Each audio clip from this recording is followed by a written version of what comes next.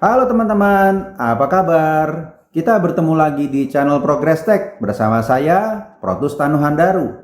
Kali ini saya mau menjelaskan bagaimana kita bisa menggunakan modul OLED, baik jenis I2C maupun SPI. Modul ini biasanya digunakan untuk menampilkan konten, bisa teks, gambar, dan sebagainya. Pembahasan mengenai OLED ini bisa cukup panjang, karenanya saya bagi materi-materinya menjadi beberapa video.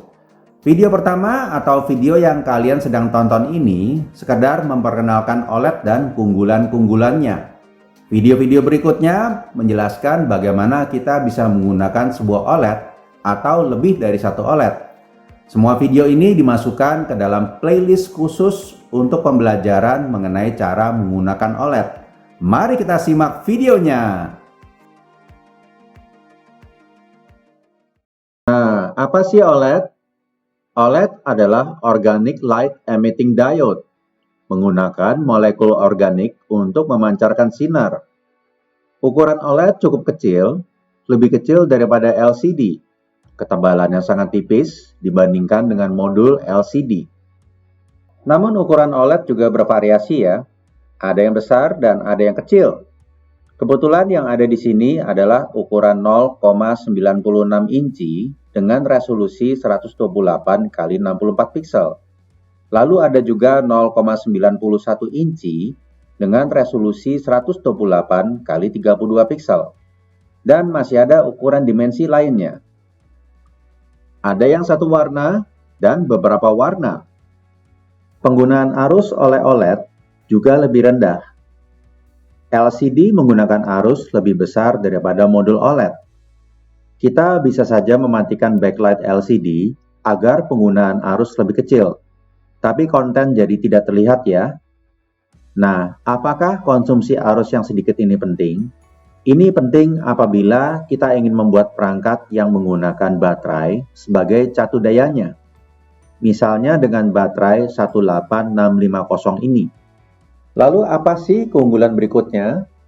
Kontrasnya lebih jelas, lebih bagus daripada LCD biasa. Dalam kondisi gelap, konten LCD tidak terlalu jelas. Konten OLED masih terlihat sangat jelas. Dari sudut kemiringan tertentu, konten LCD sudah nggak kelihatan.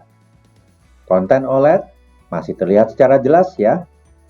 Lalu keunggulan berikutnya, dengan OLED kita bisa membuat animasi yang menarik.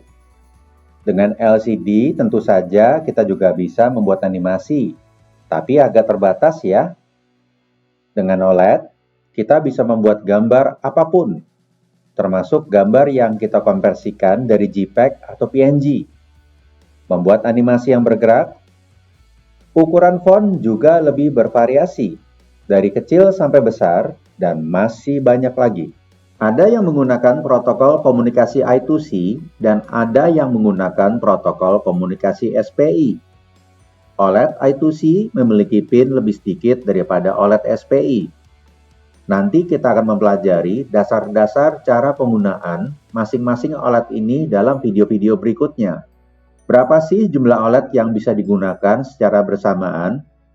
Untuk OLED I2C, jika semua memiliki alamat yang sama dan konten yang sama, bisa sebanyak mungkin, tergantung pada sumber daya yang tersedia. Untuk OLED SPI, jika semua memiliki pin yang sama dan konten yang sama, juga bisa sebanyak mungkin, juga tergantung pada sumber daya yang tersedia. Namun jika kita ingin menampilkan konten yang berbeda, bagaimana nih caranya?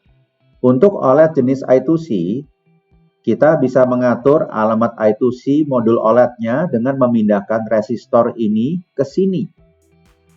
Atau menggunakan pengaturan melalui sketch.